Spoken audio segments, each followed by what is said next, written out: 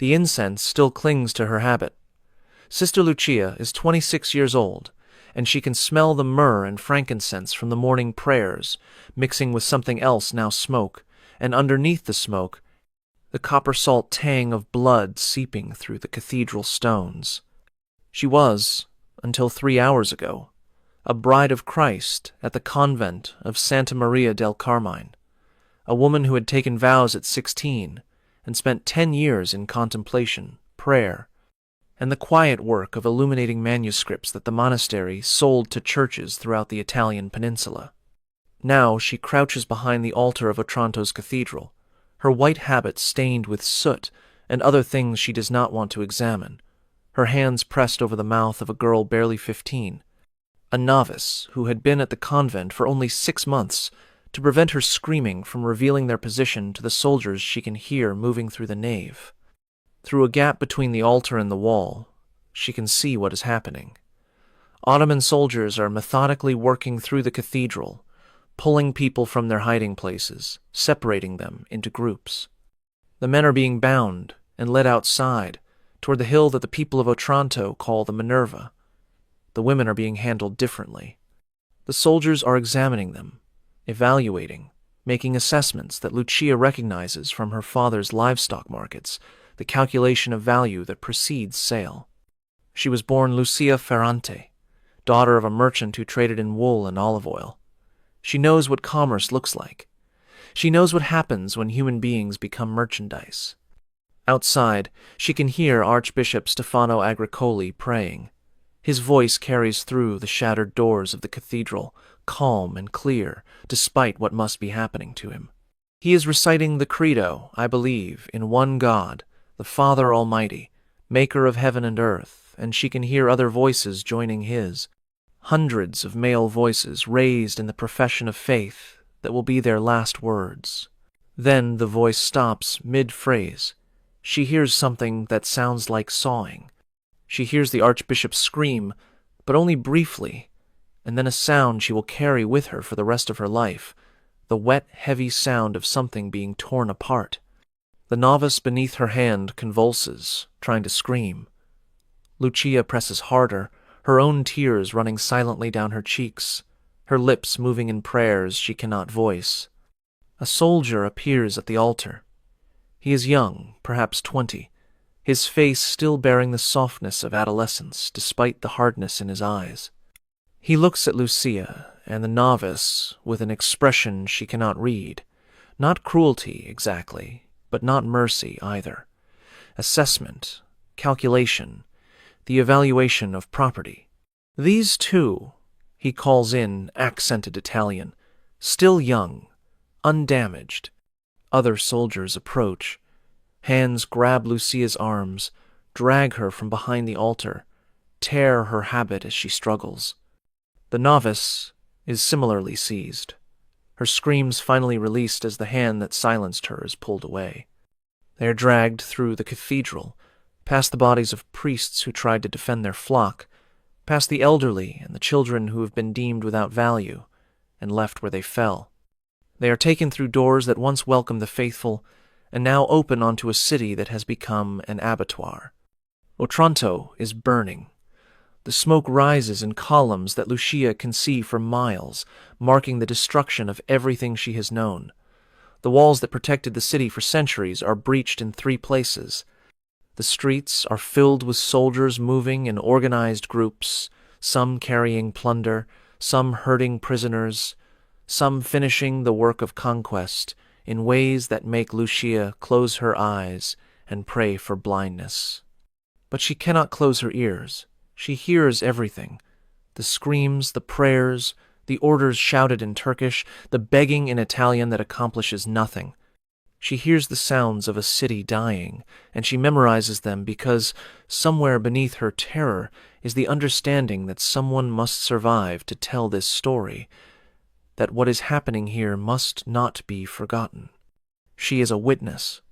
She does not yet know that witnessing will become her purpose, that the testimony she will eventually give will help convince a pope that holy war was the only possible response to what the Ottomans did at Otranto. But that comes later. For now, she is dragged toward the harbor, toward the ships that will carry her away from everything she has ever known, toward a fate that the soldiers are already discussing in terms she is beginning to understand. Prize, property, pleasure. The words follow her through the streets of the burning city. What you are about to learn has been systematically excluded from the histories that celebrate the martyrs of Otranto. The 800 men who refused to convert to Islam and were beheaded on the Hill of Minerva are famous. They were canonized by Pope Francis in 2013, recognized as saints who chose death over apostasy, held up as examples of faith that refused to break under the most extreme pressure. Their story is told in churches, taught in schools, commemorated in monuments throughout southern Italy. But the story of what happened to the women, the wives, daughters, and sisters of those 800 men, and the nuns of the convents that dotted the city, that story has never been told publicly. The church that canonized the male martyrs has never acknowledged what happened to the female survivors, because the women's fate was considered shameful rather than holy. Tonight you will learn what the church has hidden for over 500 years. You will learn what Ottoman soldiers did to the women of Otranto in the days after the city fell. You will learn about the nuns of Santa Maria del Carmine, who were taken from their convent and subjected to treatment that the sources describe only in Latin, in documents that were sealed in Vatican archives for centuries. You will learn why the Ottoman commander Gedek Ahmed Pasha kept the women alive when he killed the men.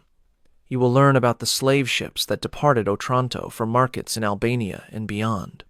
You will learn what survivors reported when they finally reached safety, and why their testimony convinced Pope Sixtus IV that crusade was the only appropriate response.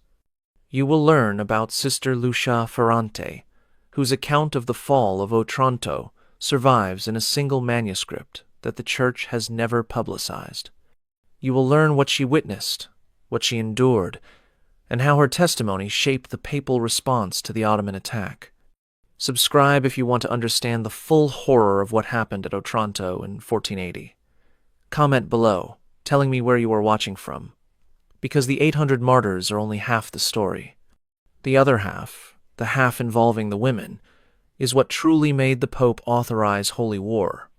But before I tell you what happened to Sister Lucia and the other women of Otranto, I need to take you back to July 1480, when Ottoman sails first appeared on the horizon, and the people of this small Italian city realized that the war they had heard about for decades had finally come to their shores. The Ottoman Empire in 1480 was the most powerful military force in the world. Sultan Mehmed II, who had conquered Constantinople 27 years earlier and ended the Byzantine Empire, had spent the intervening decades expanding Ottoman territory in every direction. Greece, Serbia, Albania, the Crimea, all had fallen to Ottoman armies that seemed unstoppable.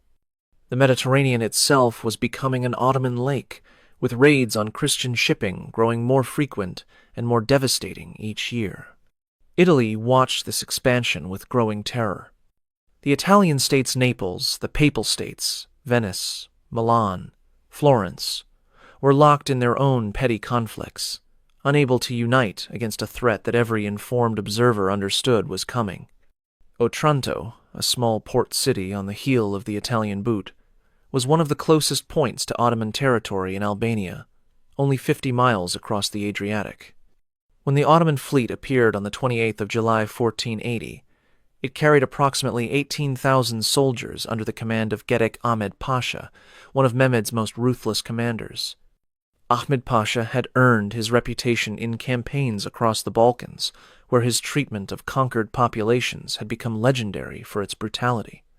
Otranto had a garrison of perhaps 400 soldiers and a civilian population of approximately 6,000.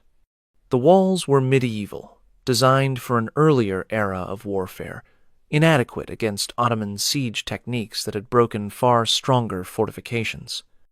Everyone in the city knew that relief from Naples might take weeks to arrive, if it came at all. The siege lasted 15 days. During those 15 days, the people of Otranto experienced what Ottoman military doctrine called softening, the systematic terrorization of a besieged population through bombardment, starvation, and the display of what would happen to those who resisted. Ottoman cannons shattered sections of the wall. Ottoman soldiers captured prisoners outside the walls and executed them in view of the defenders. Ottoman messengers offered terms: convert to Islam, surrender the city, accept Ottoman rule, or face the consequences.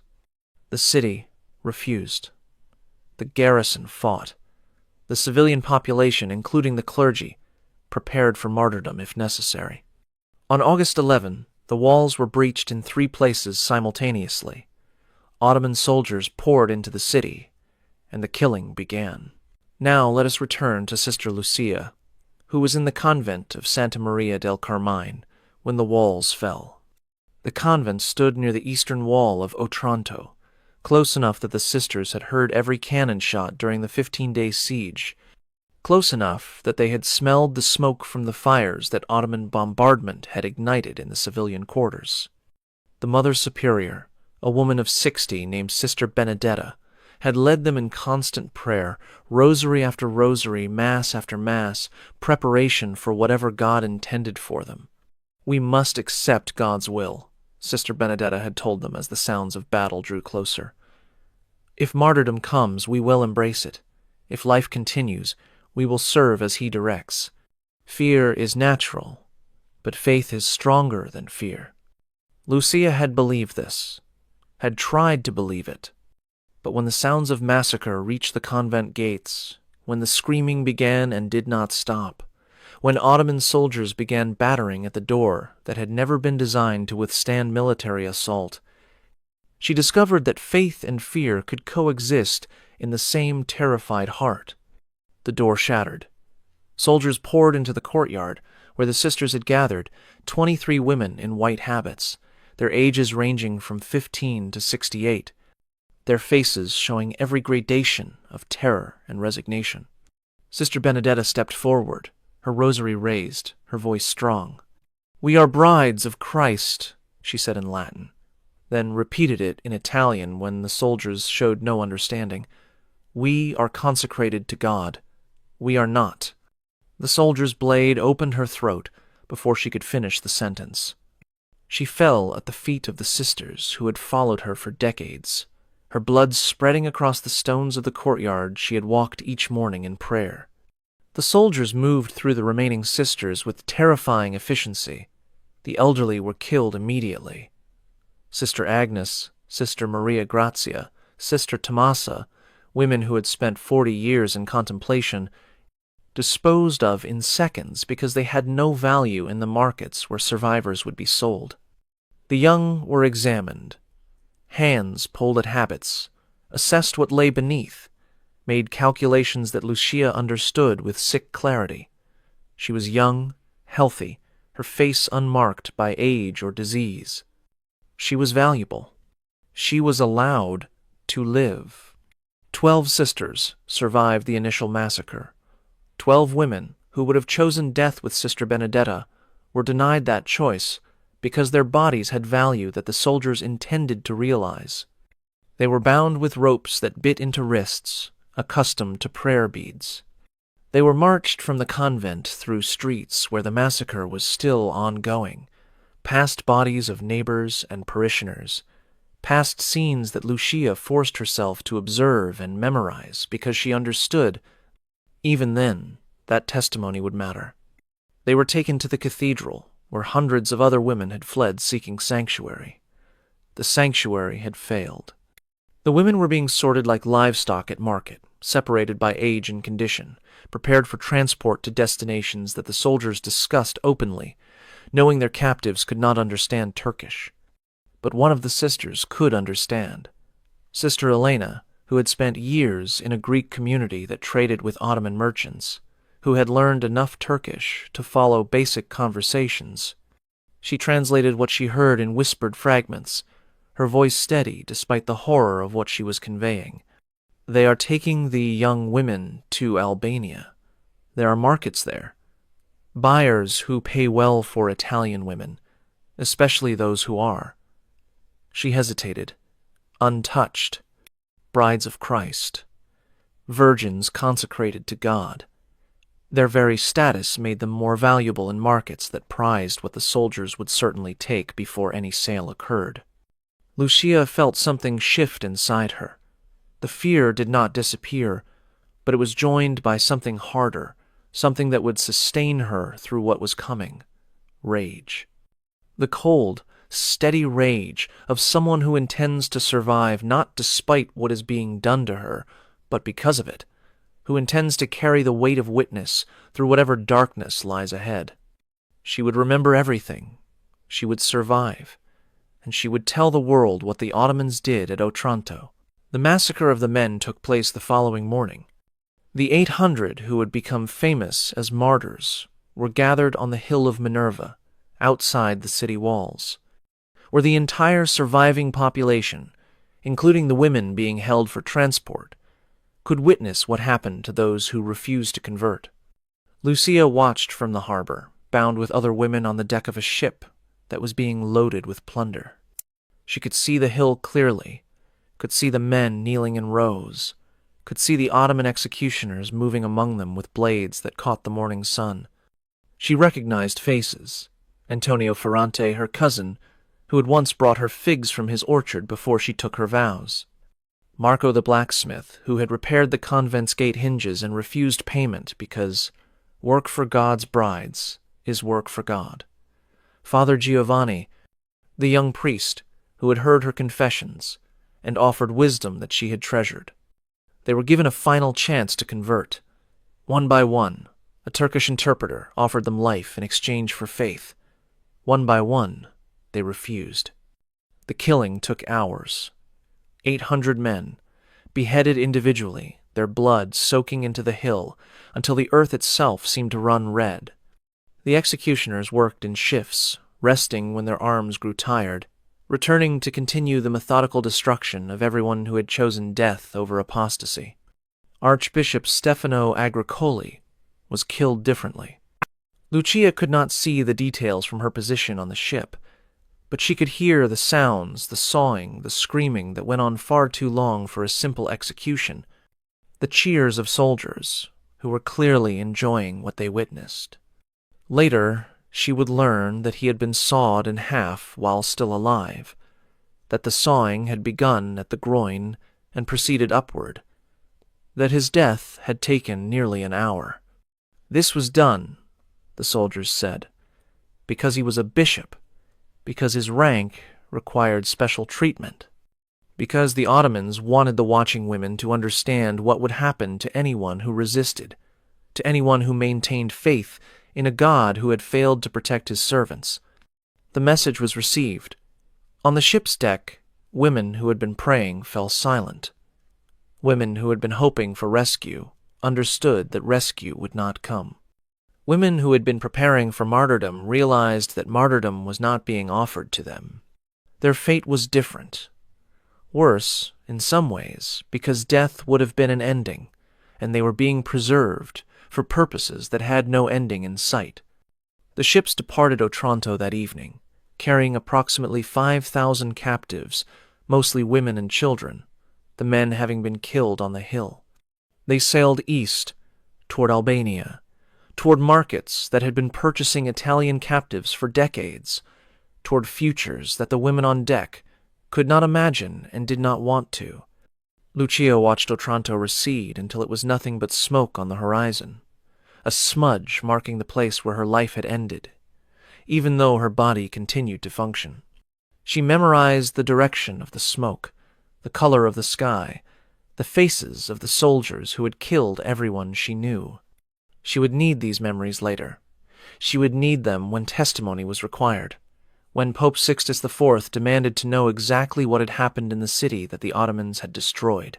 Now I need to tell you something about what happened on those ships, something that the Church has never officially acknowledged, but that the surviving testimony makes unmistakably clear. The women of Otranto were not simply transported from their city to the slave markets of Albania.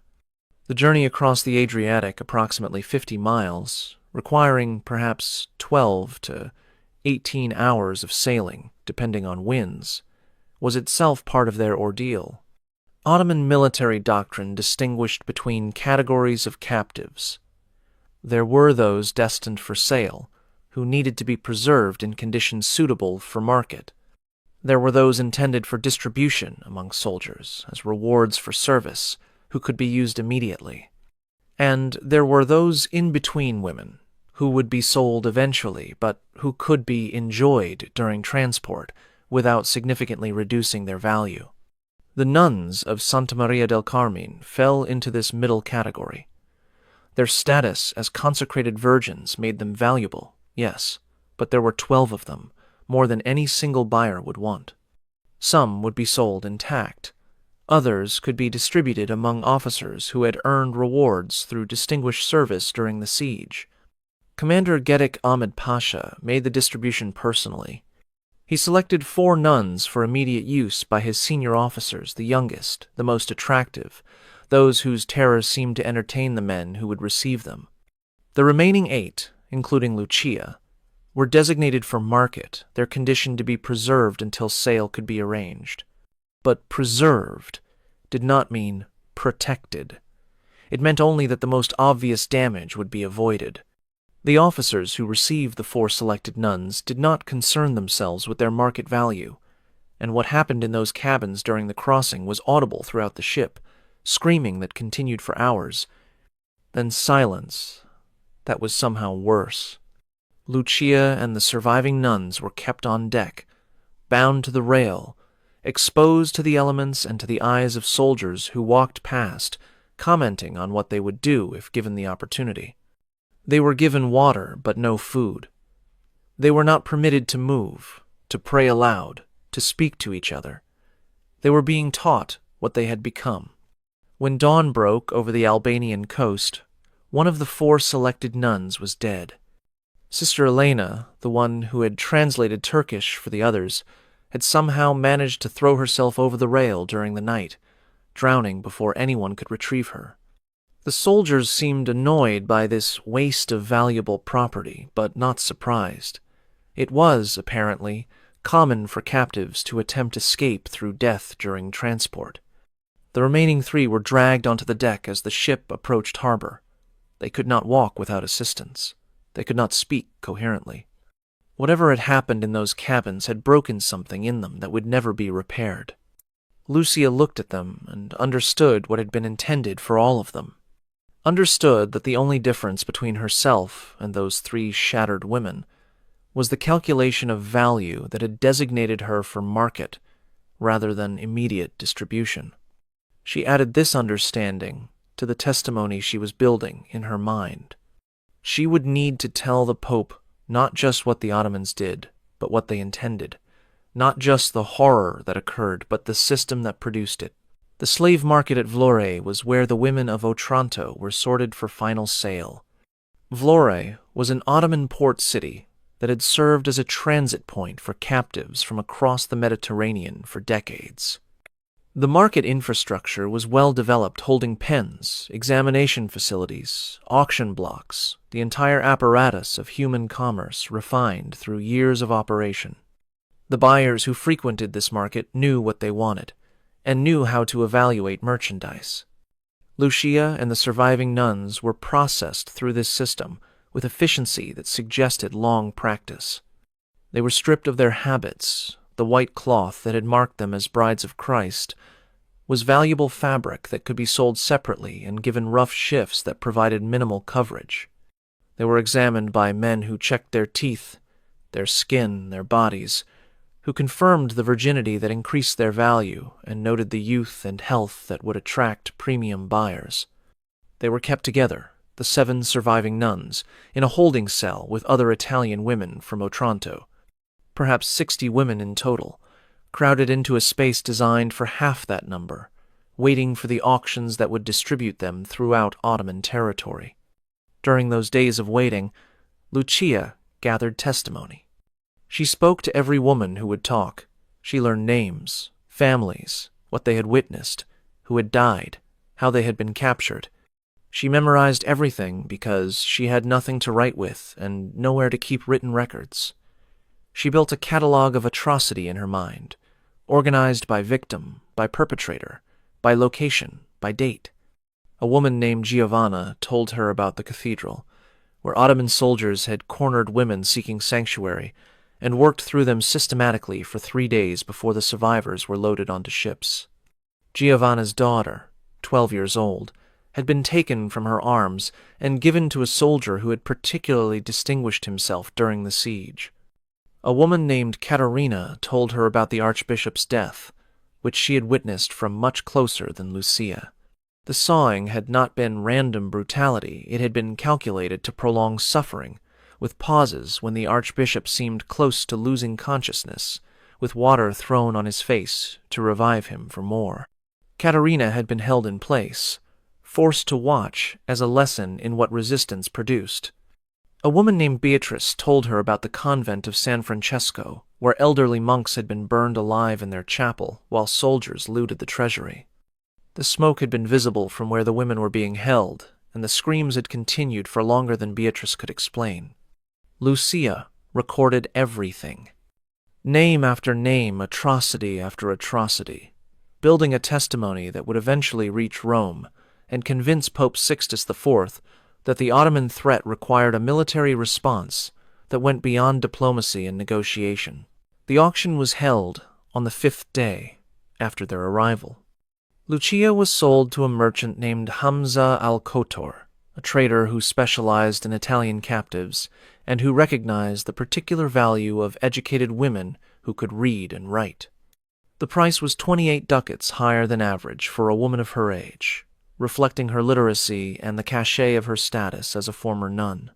Hamza was not cruel by the standards of the trade he practiced. He did not personally abuse the women he purchased. He simply bought them, held them, sold them onward to buyers whose purposes he did not investigate. He was a businessman dealing in merchandise that happened to be human. "You will serve in my household until a suitable buyer is found," he told Lucia in Italian, that suggested long experience with captives from her country. "You will work. You will obey. You will not attempt escape, because escape is impossible, and the punishment for attempting it is unpleasant for everyone involved." What work? Domestic service.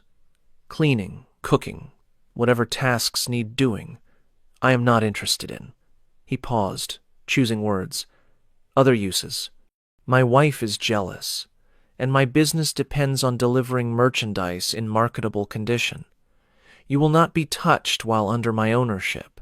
This was, Lucia understood, mercy of a sort. The sort of mercy that came from commercial calculation rather than human compassion, but mercy nonetheless. She would be preserved, maintained, prepared for eventual sale to a buyer whose purposes Hamza would not investigate. She worked in his household for 11 months. During those months, she continued gathering testimony. Hamza's trading operation brought him into contact with captives from throughout the Mediterranean, not just Otranto, but Venetian territories, Greek islands, Italian coastal cities that Ottoman raiders had attacked. Lucia listened to everyone who passed through, memorized their stories, added their experiences to the catalog she was building. She learned about the market for Italian women, higher prices for virgins, premium rates for education and refinement, specific buyers who sought specific characteristics. She learned about the destination's Ottoman harems, wealthy households in Istanbul and beyond, brothels in port cities where sailors sought particular types of entertainment. She learned that she was fortunate. Many women from Otranto had already been sold to destinations from which no return was possible. The 3 shattered nuns from the ship had been purchased by a brothel owner in Thessaloniki. Other women had disappeared into households where no correspondence reached the outside world. But some had ended up in places where connections to the Christian world remained. A woman named Maria had been purchased by a Greek merchant whose wife had died, and she was permitted to write letters that occasionally reached Venice. A woman named Rosa had been acquired by a Turkish official who permitted her to attend Greek Orthodox services, where she made contact with priests who might carry messages westward. Through these tenuous connections, word of what had happened at Otranto began to reach Christian Europe. Fragments at first rumors of massacre, whispers of atrocities, but gradually coalescing into a picture that horrified everyone who heard it. Pope Sixtus IV received reports from multiple sources: merchants, diplomats, priests who had contact with Orthodox Christians in Ottoman territory. He learned about the 800 martyrs, whose deaths were being commemorated by captives who had witnessed the executions. He learned about the women whose fates were described in terms that the official records softened but that private correspondence made explicit. And he learned that the Ottomans were not finished. Gedik Ahmed Pasha's expedition to Otranto had been a test, a probe of Italian defenses that had revealed fatal weaknesses. More attacks were planned. The entire Italian peninsula was at risk. The Pope began planning his response. Lucia's opportunity for escape came 13 months after her capture, in September 1481. Sultan Mehmed II had died in May of that year, and the succession struggle between his sons had thrown the Ottoman military into disarray. Gedik Ahmed Pasha, the commander who had sacked Otranto, was recalled to deal with internal threats, and the garrison he had left in the city, yes, the Ottomans had held Otranto for over a year, was weakened and demoralized. A Neapolitan fleet arrived to retake the city. After a brief siege, the Ottoman garrison surrendered, and Otranto returned to Christian control. The liberation was celebrated throughout Italy, seen as proof that Ottoman expansion could be reversed. But for the captives already transported to Albania and beyond, the liberation of Otranto meant nothing. They were still property, still held in Ottoman territory, still waiting for buyers whose purposes they dreaded, except that the chaos of succession created opportunities. Hamza al-Kotor's business suffered during the instability. Shipping was disrupted, markets were uncertain, and he found himself with more captives than he could maintain. He began selling at reduced prices, accepting whatever buyers offered, liquidating inventory to survive the disruption. Lucia was purchased by a Greek merchant named Nikolaos Papadopoulos, whose wife needed domestic help, and who specifically sought Italian women because of their reputation for cleanliness and education. Nikolaos was Orthodox Christian. His household included a chapel where services were held weekly. His trade connections reached Venice, whose ships passed regularly through the ports where he did business. Lucia saw her chance. "I am a nun," she told Nikolaos's wife, Maria, during her first week in the household. "I was captured at Otranto. I have testimony about what happened there, testimony that the Pope needs to hear. If you help me reach Christian territory, the Church will reward you, and God will reward you in ways that transcend earthly compensation." Maria was skeptical. Many captives told stories, made promises, tried to manipulate their way to freedom, but Lucia was different. She was calm, precise, detailed in ways that suggested truth rather than desperation. "What testimony?" Lucia told her. "Not everything that would take hours, but enough. The massacre on the hill of Minerva, the archbishop sawed in half, the women of the cathedral, the nuns of Santa Maria del Carmine, the ships, the markets, the systematic distribution of Christian women throughout Ottoman territory." Maria wept before Lucia finished. "My cousin was in Crete when the Ottomans came," she said. "She was taken. We never learned what happened to her, but I have imagined it. Every day for 15 years, I have imagined it. Help me reach Venice, and I will tell the Pope everything. I will ensure that what happened at Otranto and Crete, and everywhere the Ottomans have taken Christian women, becomes known throughout Christendom." Maria helped. The journey from Albania to Venice took 3 months, involving multiple ships, forged documents, bribes to customs officials, and the cooperation of a network of Orthodox and Catholic Christians who had built systems for moving people and information through Ottoman-controlled territory. Lucia traveled hidden in cargo holds, disguised as a merchant's wife, concealed among goods that were themselves a form of disguise. She moved from port to port, each transfer bringing her closer to safety, each night spent in hiding another test of her determination to survive and testify. She arrived in Venice in December 1481, nearly 18 months after her capture at Otranto. She was thin, exhausted, wearing clothes that bore no resemblance to the habit she had once treasured. But she was free, and she carried in her mind testimony that would change how Pope Sixtus IV understood the Ottoman threat. The Venetian authorities were initially skeptical. Many refugees arrived, claiming important information, seeking attention, hoping for support. But Lucia had details that could be verified: names of Ottoman commanders, descriptions of military operations, accounts of captives whose families were still searching for information. Her account was transcribed by a Venetian scribe, the first written record of testimony she had carried in memory for 18 months. The document was sent to Rome, where it joined other accounts that were accumulating in papal archives. Pope Sixtus IV read the testimony personally. He had already issued calls for crusade based on reports of the 800 martyrs, whose fate had become known throughout Christian Europe. But Lucia's testimony added something that the accounts of male martyrdom did not include: a systematic description of what happened to the women, the deliberate, calculated destruction of thousands of Christian wives, daughters, and consecrated virgins. The Pope's response was recorded in correspondence that survives in the Vatican archives. He was horrified not just by the martyrdoms, which were, in their way, holy deaths that the Church could celebrate, but by the fates of the women, which were ongoing, which continued every day in Ottoman households and markets and brothels throughout the territory the Sultan controlled. The crusade he called for was not only to avenge the martyrs, it was to rescue the living, to recover, if possible, the women who had been taken, and to prevent future attacks that would take more. Lucia did not stop testifying.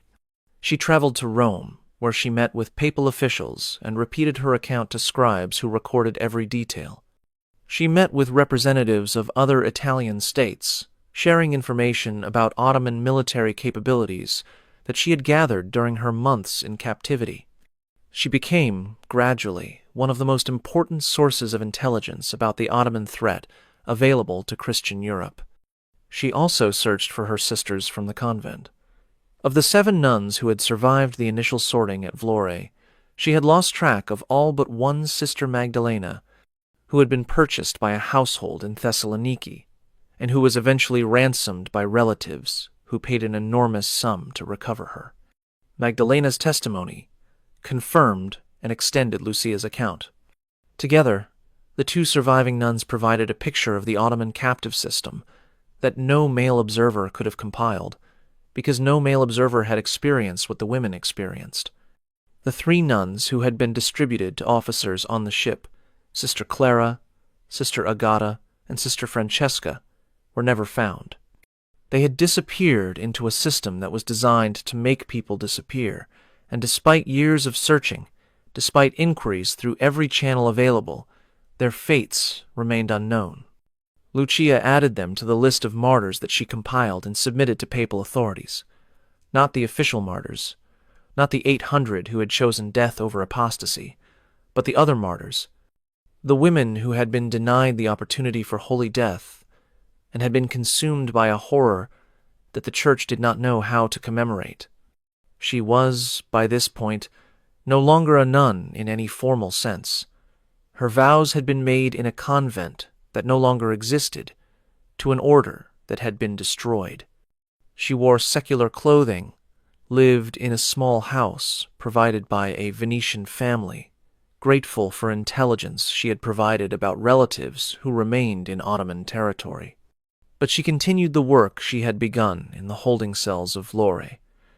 She continued gathering testimony from other survivors, not just from Otranto, but from other Ottoman raids, other massacres, other ships full of women destined for markets and households and brothels throughout the Sultan's territory. She became a collector of horror, a compiler of atrocities, a woman whose purpose was to ensure that the fates of Christian women in Ottoman captivity would never be forgotten. The crusade that Pope Sixtus IV called for never materialized in the form he envisioned. The Italian states were too divided, too suspicious of each other, too focused on their own petty conflicts to unite against the Ottoman threat.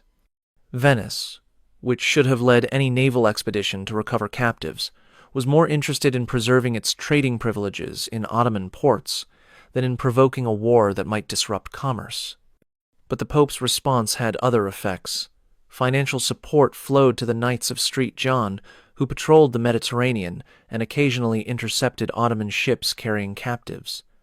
Ransoming efforts were organized and funded, recovering some captives whose families could not afford the prices the Ottomans demanded. Defensive preparations were improved throughout the Italian peninsula, making future Otranto-style raids more difficult.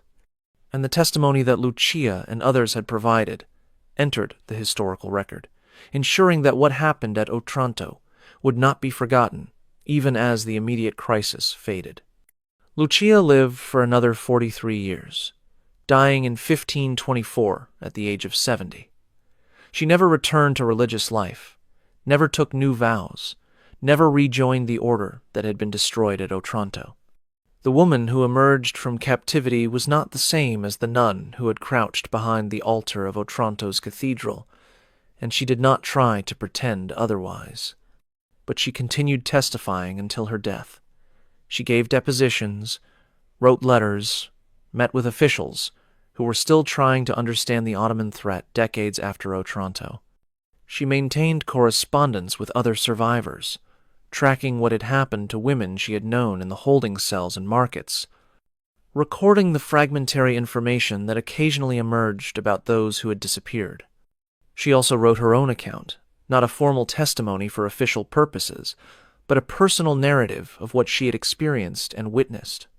This account was copied by a scribe in 1512 and preserved in a monastery library in northern Italy, where it remained largely unexamined until modern scholars began researching the human dimensions of Ottoman expansion. The account is remarkable for its detail and its restraint. Lucia did not embellish or dramatize what she had experienced. She simply recorded it, in precise language that conveyed horror, through accumulation of fact rather than emotional manipulation. She described the massacre of the men, the seizure of the women, the distribution on the ships, the markets, the auctions, the household, where she served for 11 months. She described her escape, her testimony, her years of advocacy for other survivors, and she described what she had learned about the system that had consumed so many women from Otranto and elsewhere. The organization, the economics, the bureaucracy of captivity that made the Ottoman treatment of women not random brutality, but calculated destruction. The markets where virgins commanded premium prices, the households where educated women served purposes that combined domestic labor with other expectations. The brothels that absorbed women who had been used during transport and whose reduced value made them unsuitable for more respectable destinations. This was what had made the Pope authorize holy war, not just the 800 martyrs, whose deaths could be celebrated as holy sacrifice, but the thousands of women whose fates were too shameful for celebration but too horrific for silence. Remember the women of Otranto. Remember that when Ottoman forces conquered that city in 1480, they killed 800 men and captured 5,000 women. Remember that the men are famous martyrs, canonized by the Church, commemorated in monuments and holidays. Remember that the women are almost completely forgotten. Remember Sister Lucia Ferrante, who crouched behind an altar while her Mother Superior was murdered, who was stripped of her habit and sold in markets designed for exactly this purpose, who survived captivity and returned to testify about what she had witnessed. Remember that her testimony helped convince Pope Sixtus IV that crusade was necessary. Remember that the Pope was horrified, not just by the martyrdoms, but by the fates of the women, by the systematic destruction of Christian wives and daughters and nuns that continued every day in Ottoman territory. Remember that the Church has never commemorated the women. The 800 male martyrs have their saints' day, their shrine, their recognition. The 5,000 women have nothing because their fate was considered shameful, because survival in the circumstances they faced required accepting things that the Church could not acknowledge, because the victims of what the Ottomans did to women did not fit the narrative of heroic martyrdom that the Church wanted to celebrate. Remember that Lucia spent 43 years after her return gathering testimony from other survivors, tracking what happened to the women she had known in captivity, compiling a record of horror that the Church filed away and chose not to publicize. Remember Sister Clara, Sister Agata, and Sister Francesca, the 3 nuns distributed to Ottoman officers on the ship, whose screaming was audible throughout the crossing, whose fates remained unknown despite decades of searching. Remember the women of the cathedral who sought sanctuary in God's house and found that sanctuary could not protect them from men who recognized no law except force. Remember that what happened at Otranto was not unique. Ottoman raids had been taking Christian women for decades before 1480 and would continue for centuries afterward. The markets that processed the women of Otranto processed women from Crete and Cyprus and Venice and countless other places where Ottoman power reached. Remember that the history we inherit is shaped by what people chose to record and what they chose to suppress. The male martyrs of Otranto became famous because their deaths fit a narrative that the Church wanted to celebrate heroic sacrifice, faith unto death, the triumph of spirit over flesh. The female survivors of Otranto were suppressed because their experiences fit no narrative that the Church could embrace. Remember that testimony matters. Lucia survived not just physically, but purposefully, carrying in her mind the record of what she had witnessed, ensuring that the women of Otranto would not be completely forgotten, even though the Church preferred to forget them. Remember that what Ottoman soldiers did to the nuns of Otranto made the Pope authorize holy war, not the deaths of 800 men, however holy, but the ongoing horror of thousands of women, however shameful. Subscribe if you want more hidden histories revealed. Comment below telling me where you are watching from. Share this video with anyone who thinks they understand the martyrs of Otranto from the famous story of 800 men who chose death over apostasy. Because those 800 are only half the story. The other half, the half the Church has hidden for 500 years, is what truly revealed the Ottoman threat to Christian Europe. The martyrs died in a single day. The women suffered for years, decades, lifetimes in some cases. The martyrs were celebrated. The women were forgotten. Until now. Remember Sister Lucia Ferrante. Remember the nuns of Santa Maria del Carmine. Remember the women of Otranto. Remember what the Church has chosen to suppress. Remember